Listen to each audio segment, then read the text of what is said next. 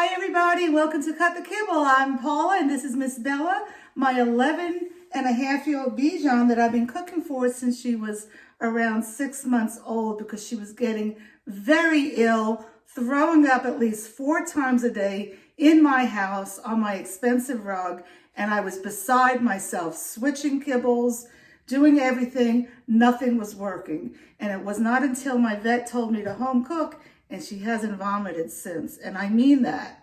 Okay, today we're gonna make salmon recipe. We're gonna do this together. Salmon is a highly nutrient-packed protein for your dog, but it's also a rich protein. So I only give it to her once a week, rotating in with the other proteins that I offer. It's so important though for the diet because salmon is high in omega-3s, and you need to have a balance of omega-6s with omega-3s, and all kibble is way high with omega-6s, and that causes inflammation, which is a precursor to so many illnesses in humans and in canines. Okay, I'm going off here, but I also want to say that just giving salmon is not going to give enough omega-6s for your dog, okay? It's just like why you take vitamins.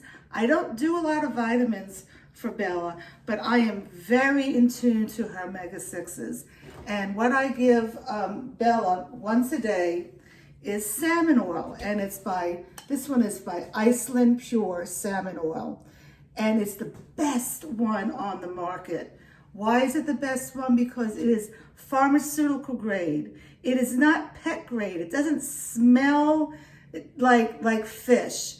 It has been it has been refined to take out all the impurities, the mercury, the lead, all the neurotoxins that are in the water. And then it's packaged in a aluminum can that is encased with an epoxy so that the fish oil is not touching the aluminum. So you are getting the purest oil. Never buy fish oil in a plastic bottle. Never buy cheap fish oil. You'll know it's cheap. It's pet grade, okay? And did I already say why you need to use the fish oil? I don't know. I'll say it again. You need it for a healthy heart, for healthy eyes. You need it for a shiny coat, and you need it for a good skin. So if your dog is itching, my goodness, you gotta do the fish oil. Now I rotate this fish oil with coconut oil and extra virgin olive oil as well. But every morning she gets the fish oil. Okay, let's get cooking now. Okay, the first thing I'm gonna do is add my salmon. Now, I bought this, a big package of it from Costco, and I used half the package, I thought, but I wasn't quite sure how much this weighed. So, and it was hard for me to weigh it frozen. It wouldn't stay on the dish. So I cooked it up and weighed it, and this weighs 1 pound, 7 ounces. Got to give there's a bone in there. I don't want to give her a bone. That's one good reason why I put it through the food processor, because the bones have calcium in it, which is healthy. I'm putting the skin in it. The skins are nutrient-packed with vitamins as well. But I'm talking about the weighing because somebody asked a very good question. They said, Paula, do you weigh your protein before you cook it or after you cook it? She said she bought some, it was turkey, and before it was 3 pounds, and after she cooked it, it was 2 pounds. Well, there was either something wrong with her scale, or that turkey was just loaded with water, because that doesn't make sense. But no, to answer your question, I weigh all my protein beforehand. If it's going to lose some weight, that's totally fine. You know why it's fine? Because there's other things that you're putting in your food that is adding protein. Like you're going to add your, well here, I'll show you. You're going to be adding your salmon, your beef heart, and your beef liver. That all has protein. And believe it or not, the not vitamins, the vegetables you put in, like I'm putting in today asparagus, collards, and zucchini.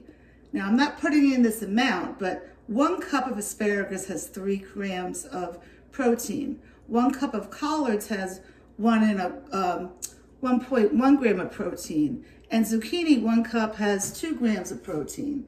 So you got to keep that in mind. Look, I'm going to have to show you me because this is important. I am very transparent with you. I am not a vet. I've studied canine nutrition, 1 class, okay? But I've been cooking for 11 years for 2 of my Bijans. And, you know, I really have to talk about this for a second. Cooking to me gives me pleasure, you know. I have some stress in my life, and this gives me pleasure.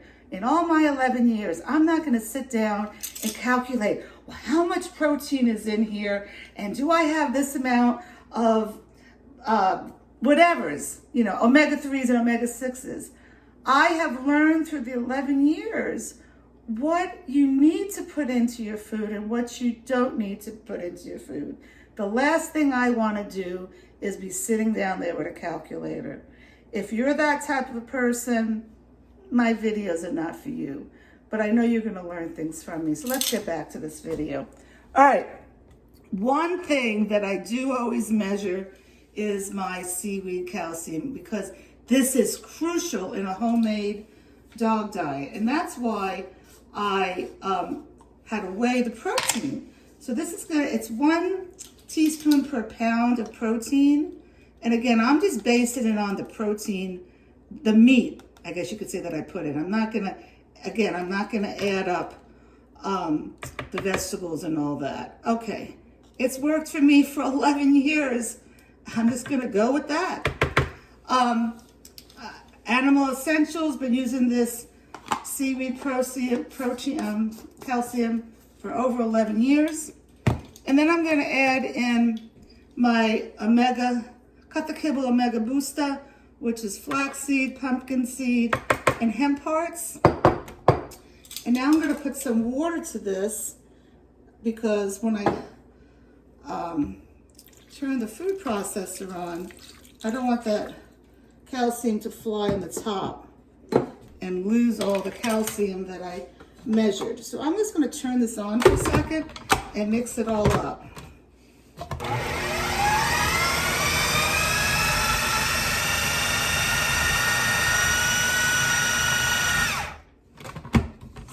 You gotta always make sure you're mixing it all up. Looks like I mixed it up, but there's still chunks in here. Okay, you wanna get all the bones mixed up and get all the calcium and the omega booster mixed up. We're gonna be mixing some more. So the next thing I'm going to add in is the vegetables. And I wanted to say real quick about vegetables that if you know Dr. Jean Dodd, she is the pioneer of nutrition. She's been doing this for 30 years. I just listened to her the other day, and she's putting out a new book coming out in a few months on vegetarian diet for dogs. That's going to be fascinating. You know, I got to stop again and say we all think, even me as a nutritionist, that a dog needs to have animal protein in their diet. But y'all have to, I'm not Southern, I'm from New York. We all have to realize that this is all new to us, and we're learning every day, just like we're learning about human health. Now, wouldn't that be fascinating for us to give our dogs a total vegetarian diet? You know, it's help the earth, etc. And if you're a real animal lover, you're not killing animals. I have done some just vegetarian meals for her, and she does fine with it. But right now, I'm still doing my proteins and rotating them in. All right, let's get back here to cooking. So in here, I have my roasted asparagus, my roasted zucchini, some collard greens, and not even a quarter cup, probably an eighth of a cup of pinto beans, because I just wanted to add that. Pinto beans is one of the vegetables that have a high protein along with peas. Now I'm also going to add for the carbs some pumpkin. I had a can open because she wasn't feeling well. Every now and then she gets IBD, and I do cyprium and pumpkin, and it really helps her. But you can only keep this stuff in the refrigerator. I mean, I only keep it like for 5 days or so. So I'm going to have to now either freeze it in little plops or make some treats out of it. All right, so now this is the one thing that I add to all my recipes. It's crucial to me.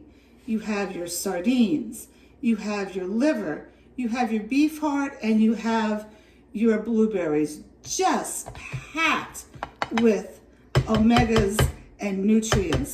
Highly, highly crucial.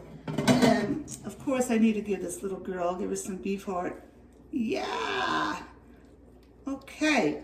So that's it. That's all I need to put in this. I'm going to mix this up. Let's see real quick. I'll show you.